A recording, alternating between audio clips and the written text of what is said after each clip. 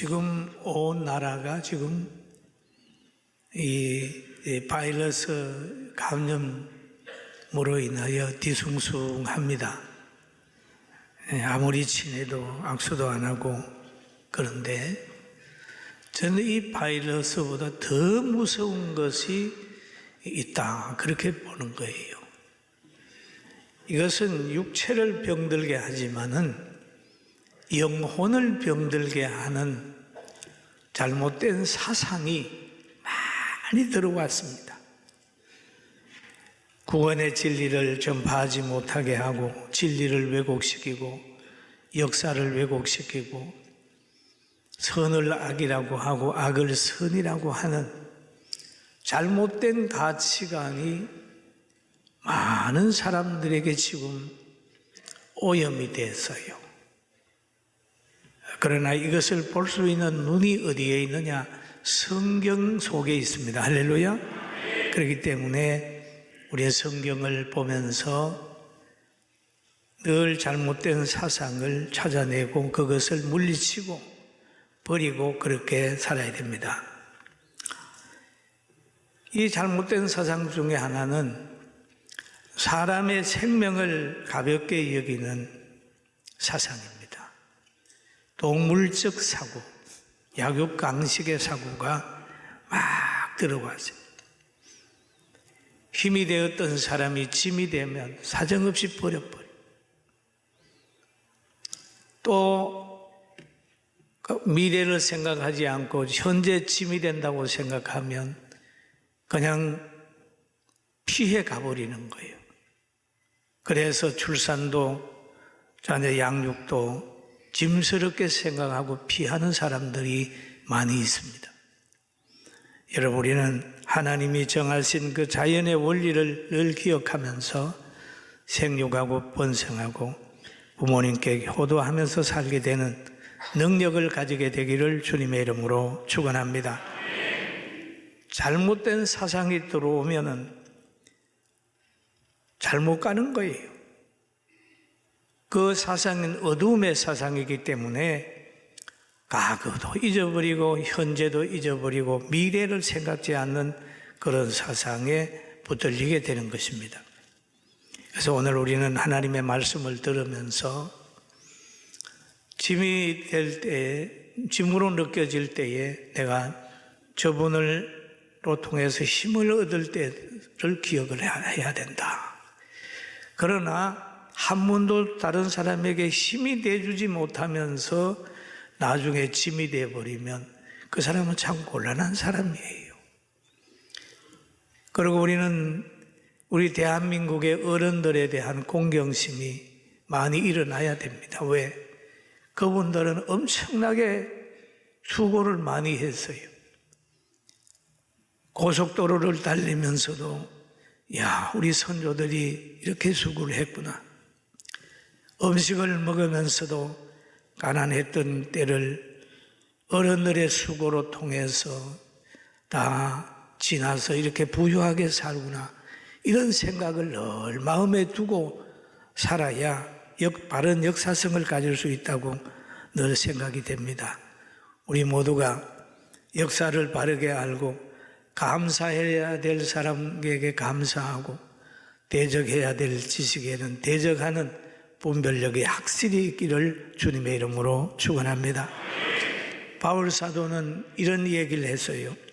빌립보 1장 29절에 말하기를 그리스도를 위하여 너희에게 은혜를 주신 것은 다만 그를 믿을 뿐 아니라 또한 그를 위하여 고난도 받게 하려 하심이라 라고 얘기를 했어요.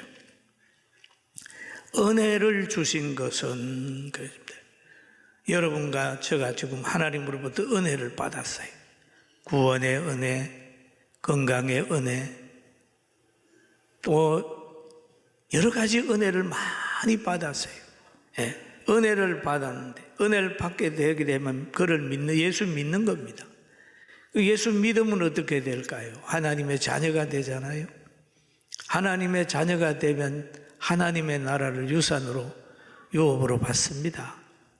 믿을 뿐 아니라 그 일로 통하여 그리스도를 위하여 고난도 받게 하심이라 그랬습니다.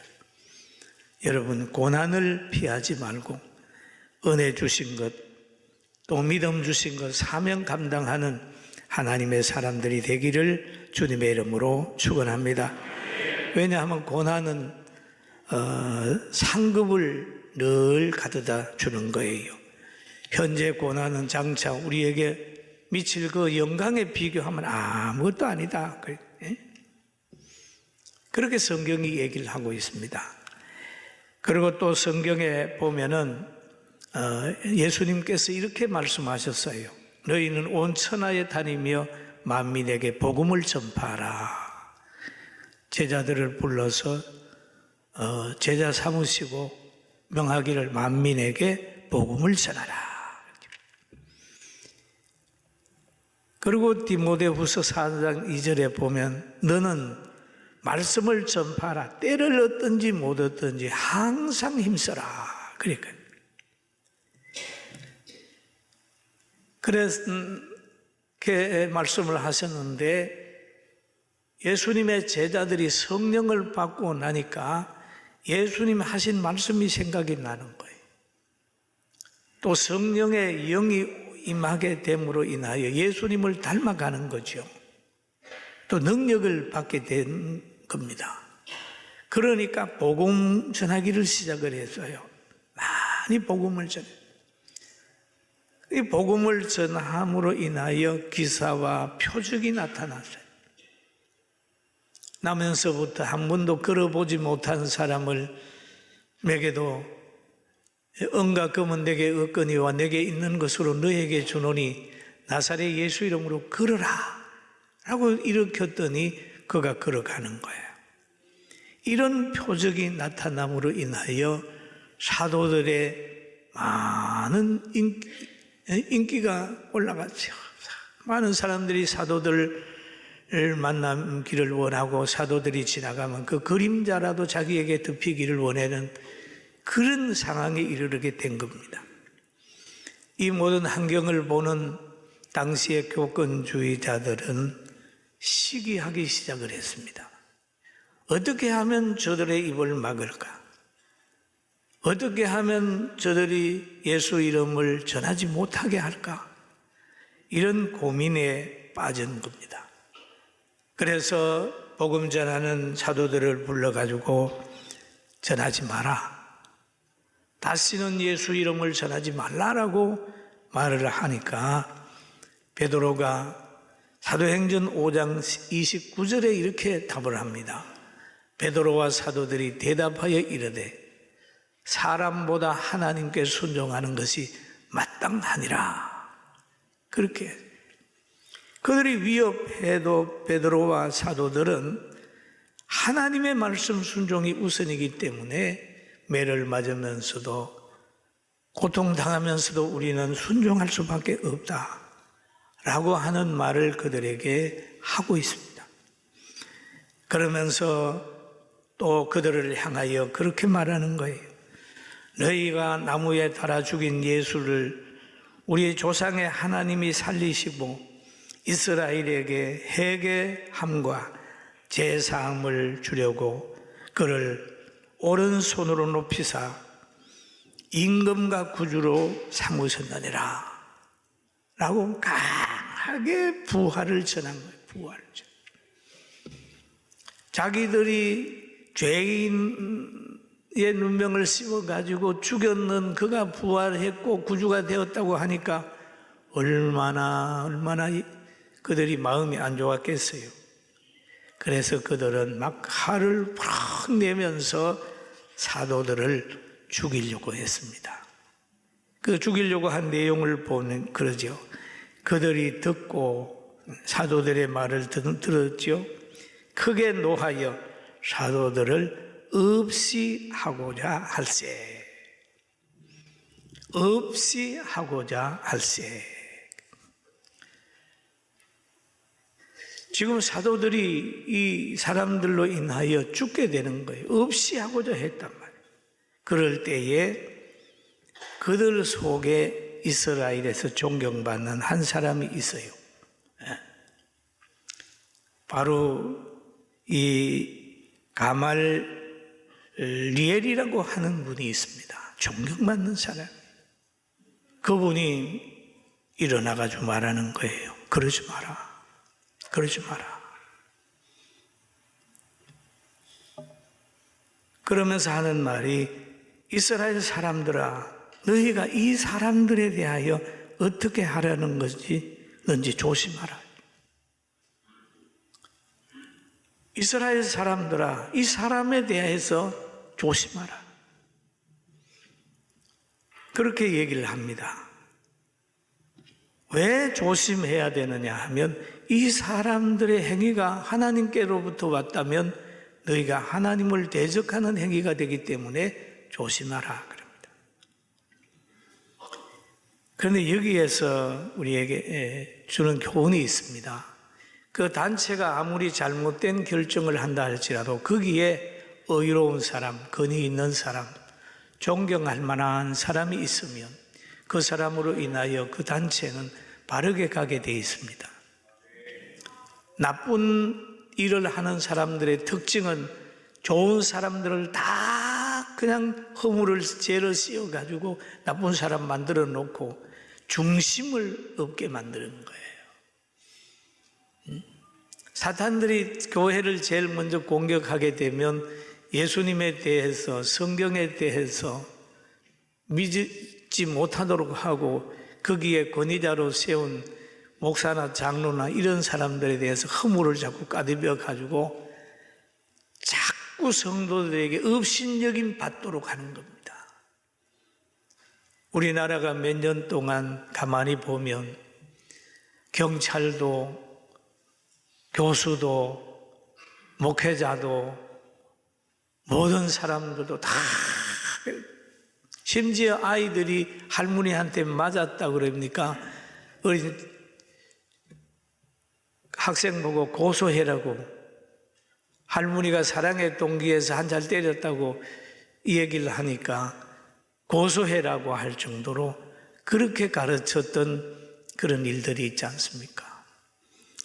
그런데 비록 이 제사장들이 많이 타락을 했지만 여기에는 가말리엘이라는 사람이 있었습니다.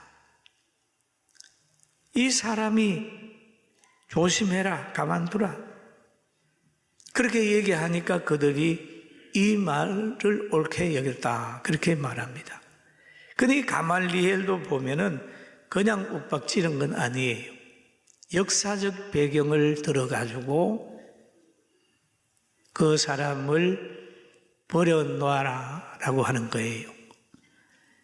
사도행전 5장 37절에 보니까 그 절에는 그런 게 있지요. 드다라고 하는 사람이 나타나가지고 스스로 어렵다 해서 하니까 400명이 정도 막 그를 따랐는데 드다가 죽은 후에 다 흩어져 버렸다.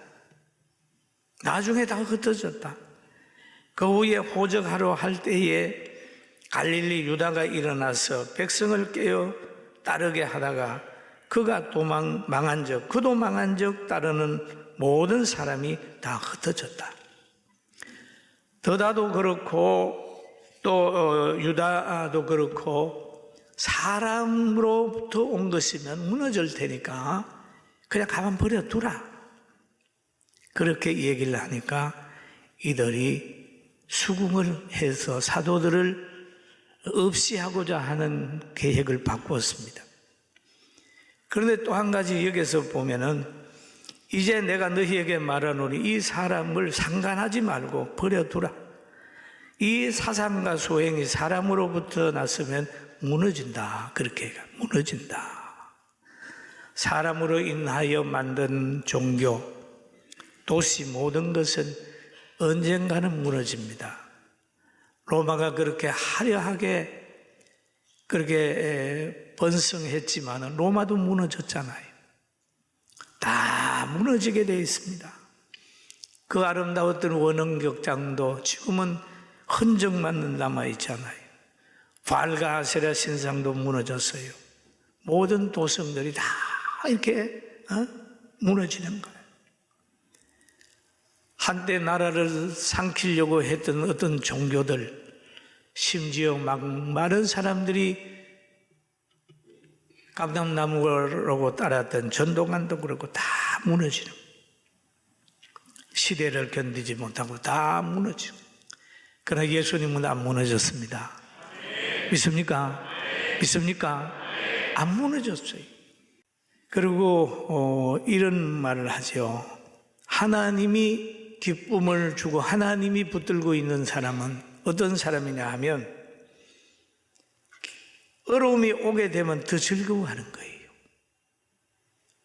우리는 어려움이 오면 더 힘을 잃지만은 성령의 감동받은 사람들은 박해를 받으면 더 열심을 내는 그런 일을 할 수 있어요. 우리가 한번 사도행전 5장 40절 한번 읽어보도록 하겠습니다. 시작.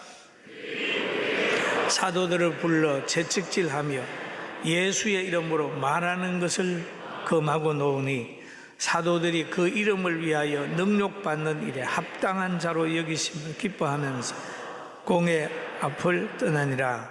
그들이 날마다 성전에 있는 집에 있든지 예수 그리스도가 가르치기와 전도하기를 그치지 아니하니라. 아멘. 그럼 여기에 보니까 그들이 옳게 여겨란 말은 가말리엘의 말을 옳게 여겼다는 거예요. 그래서 없이 하고자 하는 계획을 취소하고 사도들을 불러서 채찍질하고 예수님의 이름을 전하지 말라고 경고를 해서 내보내는 겁니다.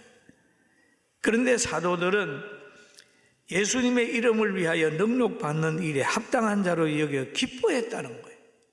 막 기뻐해요. 그러면서 나가가지고 성전에 있든지 집에 있든지 어디를 가든지 간에 하나님의 말씀을 전하면서 기뻐했단 말이에요.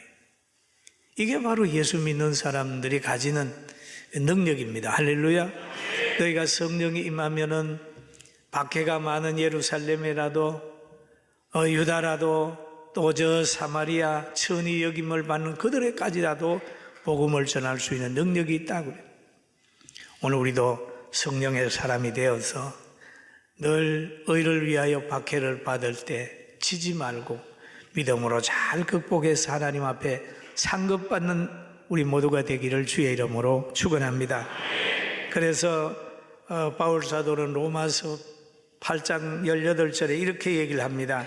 생각건대, 같이 봅니다. 생각건대 하건대 현재의 고난은 장차 우리에게 나타날 영광과 비교할 수 없다. 현재의 고난은 바울 사도가 고난을 당하고 있는 거죠. 현재의 내가 당하는 고난은 장차 우리에게 나타날 영광에 비교할 수 없다라고 하는 얘기를 했습니다. 우리나라에서 참 믿음 잘 지킨 목사님으로 알려진 주기철 목사님이 신사참배를 거절하다가 일본 사람에게 잡혀가서 옥고를 치룰 때 많은 사람들이 그렇게 얘기했다고 합니다. 뭐 그렇게 별나게 예수 믿냐고. 다른 사람처럼 그냥 한번 신사참배 해버리면 자녀도 편하고 너도 편하고 부모님도 그렇게 편안할 텐데 별나게 예수 믿는다고 그렇게 손가락질 받았다는 말이 있습니다. 그러나 그분은 끝까지 참 순교의 제물이 되었잖아요. 여러분, 우리도 그런 말을 들을 때가 있습니다.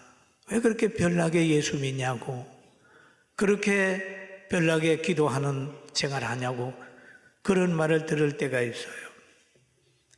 그러나 주기철 목사님 보세요. 그들의 말에 귀 기울이지 않고 하나님 말씀을 끝까지 의지함으로 대한민국 역사에 주기철 목사님 얼마나 존경받습니다. 손양은 목사님 얼마나 존경받습니까? 우리들도 하나님이 세운 그 자리에서 믿음 잘 지켜 아름다운 이름을 남길 뿐 아니라 천국에서 상급받는 사람으로 살기를 주의 이름으로 축원합니다. 그리고 하나님께서 우리에게 약속한 내용이 있습니다. 그 약속은 뭐냐 하면 예레미야 17장 7절 8절에 이런 약속을 하셨어요. 여호와를 의지하며 여호와를 의뢰하는 그 사람은 복을 받을 것이라.